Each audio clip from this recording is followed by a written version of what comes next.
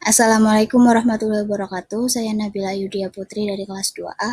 Pada kesempatan kali ini saya akan membahas toksikokinetik atau sering disebut juga sebagai toksokinetik. Sebelum saya membahas tentang toksikokinetik, saya akan sedikit membahas tentang xenobiotika terlebih dahulu. Xenobiotika berasal dari kata xeno yang berarti asing. Sedangkan bahan atau zat xenobiotika adalah bahan kimia baik alami maupun sintesis yang berasal dari luar tubuh dan masuk ke dalam tubuh manusia sebagai zat asing. Contohnya seperti obat-obatan, insektisida, zat kimia tambahan pada makanan seperti pemanis, pewarna, dan pengawet, dan zat karsinogen lainnya. Yang kedua ada fase kerja toksik. Hal yang menentukan suatu zat dapat menyebabkan toksik bagi tubuh manusia ialah dosis. Dosis dari suatu zat yang berlebihan akan menyebabkan efek toksik apabila dikonsumsi manusia. Selanjutnya masuk ke fase eksposisi. Fase ini merupakan kontak suatu organisme dengan xenobiotika. Fase ini meliputi hancuran xenobiotika, kemudian menjadi zat toksik melarut, terdispersi molekuler ke tempat kontaknya, sehingga zat toksik berada dalam keadaan siap terabsorpsi menuju sistem sistemik. Setelah zat toksik siap terabsorpsi, masuklah ke fase toksikokinetik atau toksokinetik yang meliputi ATME, yaitu absorpsi, distribusi, metabolisme, serta ekskresi. Setelah melewati proses ATME, zat toksik siap untuk memberikan efek dan masuklah ke dalam fase toksikodinamik atau toksodinamik. Pada fase toksikodinamik, terjadi interaksi antara molekul toksin pada tempat kerja spesifik, yaitu reseptor. Setelah terjadi interaksi, maka terjadilah efek toksik pada tubuh. Selanjutnya ada definisi toksokinetik.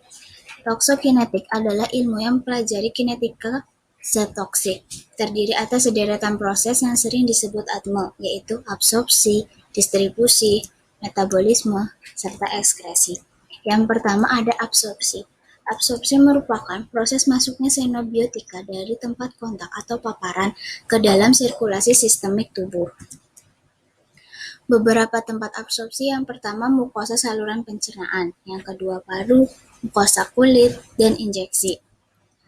Faktor yang mempengaruhi jumlah dan kecepatan zat untuk terabsorpsi, yang pertama rute pemberian atau jalur paparan. Absorpsi saluran cerna terutama melalui usus kecil. Absorpsi paru biasanya berupa gas seperti CO2, NO2, SO2, uap benzen, dan aerosol. Absorpsi kulit relatif kurang baik dan merupakan pelindung yang baik untuk mempertahankan fungsi kulit manusia dari pengaruh lingkungan. Yang kedua ada konsentrasi dan lamanya kontak dengan tempat absorpsi. Kecepatan absorpsi sangat dipengaruhi oleh perbedaan konsentrasi, luas permukaan tempat absorpsi, dan lamanya kontak dengan tempat absorpsi.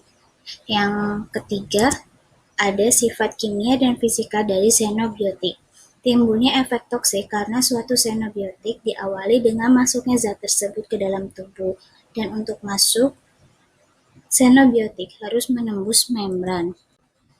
Transport xenobiotika lewat membran sel. Penetrasi xenobiotika melewati membran dapat berlangsung melalui yang pertama difusi pasif, yang kedua filtrasi lewat pori-pori membran atau poren, yang ketiga transport dengan perantara molekul pengemban atau karir, dan pencaplokan oleh sel pinositosis.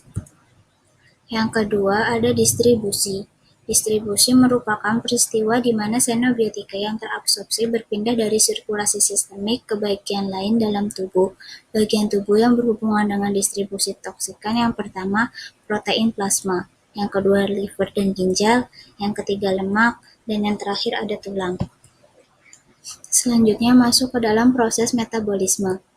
Metabolisme merupakan proses xenobiotika yang dikatalis oleh enzim tertentu dalam sel hidup, yaitu dengan merubah struktur kimia dari bahan kimia asing sehingga hasil metabolismenya tersebut secara kimiawi berbeda dari senyawa asalnya.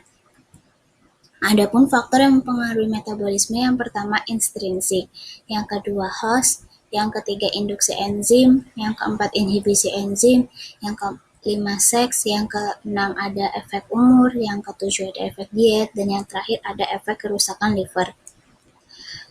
Proses terakhir adalah proses ekskresi. Ekskresi zat merupakan faktor penentu dari toksisitas zat tersebut. Beberapa rute ekskresi. Yang pertama, ekskresi urin. Pada ekskresi urin, organ yang berperan adalah ginjal. Yang kedua ada ekskresi empedu yang berperan hati, sedangkan rute lain seperti paru, saluran pencernaan, air susu, keringat, dan air liur. Contoh zat yang dikeluarkan melalui proses ekskresi urin ialah kromium dan merkuri. Yang diekskresi melalui empedu ada arsenik dan merkuri. Yang diekskresi melalui paru ada volatil liquid dan CO. Ekskresi melalui air susu ada PCB dan DDT. Ekskresi melalui keringat ada kadmium, koper, besi, nikel, dan zinc. Ekskresi air liur ada merkuri. Ekskresi rambut contohnya arsen. Tahapan toksikokinetik. Di sini ada proses absorpsi. Proses absorpsi merupakan proses pertama toksikokinetik.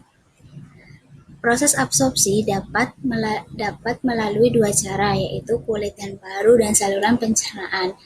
Setelah tahap absorpsi masuk ke distribusi dan metabolisme.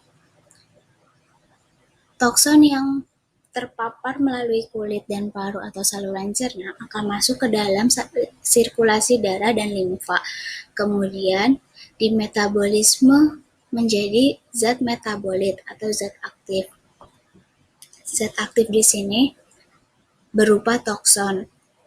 Setelah di metabolisme dan menjadi metabolit, zat tersebut dikembalikan ke sirkulasi darah dan limfa dan kemudian diedarkan kembali ke hati, ginjal, organ penyimpanan, paru, dan cairan ekstraseluler. Dari hati akan diteruskan ke empedu, diteruskan ke saluran pencernaan seperti usus dan akan diekskresi atau dieliminasi berupa feses. Sedangkan zat toksin yang disimpan di penyimpanan akan diubah menjadi organ dan tulang jaringan lemah. Dan yang diteruskan ke ginjal akan diekskresi melalui urin, yang diteruskan ke paru-paru akan dikeluarkan melalui pernapasan. Selanjutnya ada penentu ketoksikan utama xenobiotika. Yang pertama ada konsentrasi dan durasi xenobiotika pada tempat masuk. Yang kedua ada jumlah dan kecepatan yang dapat diabsorpsi. Yang ketiga ada distribusi dan konsentrasi xenobiotika pada tempat tertentu. Yang keempat ada efisiensi metabolisme atau biotransformasi dan sifat dari hasil metabolisme. Yang keenam ada kemampuan xenobiotika menembus membran sel dan berinteraksi dengan komponen sel. Yang ketujuh ada jumlah dan lamanya xenobiotika tersimpan atau terakumulasi di dalam tubuh. Yang kedelapan ada kecepatan dan tempat ekskresi. Cukup sekian dari saya, kurang lebihnya mohon maaf. Terima kasih. Wassalamualaikum warahmatullahi wabarakatuh.